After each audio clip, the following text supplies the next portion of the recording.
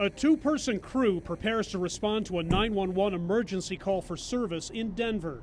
But they're not police officers who typically respond to people in crisis or people in need. The difference is these are calls where the individual is nonviolent or is not armed with a weapon. Now, Police Chief Paul Pazin says a mental health clinician and paramedic working in pairs are being sent to mental health emergencies, drug overdoses, and issues involving the homeless. They have had trauma in their lives, and by taking this type of approach, we can try to de-escalate the situation and reduce the trauma from occurring. The Denver Police Department's Experimental Support Team Assisted Response, or STAR program, is designed to see whether a more humanistic approach might be preferable to armed officers who could provoke more aggressive reactions. We're tasking police to do too much, and we need to be able to kind of say, like, what can we take off the plate to make it where it isn't something that police have to go to. Some Denver residents suggested the idea a few years ago. They shared some information about a program out of Eugene, Oregon. So we have a crisis worker. For more than 30 years, in conjunction with a local clinic,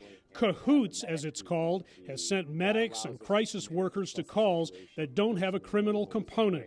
The concept was in the works in Denver well before the recent police protests, but the timing may be good. I'm not sure why it's not being utilized everywhere. I think the movements that are happening now are giving us some steam. Spencer Lee, Chris Richardson, their colleagues, and a van containing basic medical equipment and snacks have responded to several hundred calls already. I think it's a right step. Andrea Borrego, who teaches criminology at MSU Denver, says programs like STAR could help destigmatize mental health, make it easier for some folks to call 911, and relieve cops of the burden of solving social problems. They don't want to be doing that work.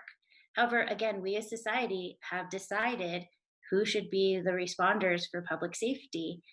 So it's good to see that different communities are taking this approach. The key, she says, is studying the data to see if this approach actually works. The STAR team says community reaction to this 6-month pilot project has been mostly positive. Richardson says officers seem to like it too. I think we're hearing that pretty regularly right now, especially being on the radio, and they're just like, I'm glad you're going to that and not me. And it's like a recognition not of like, I don't want to do that job, but recognition of like, I don't know what I would have done any better. STAR, funded by a local foundation, is now operating 40 hours a week in the downtown area, but could be a template for city policing of the future. Hendrik Sabrandi for CGTN, Denver.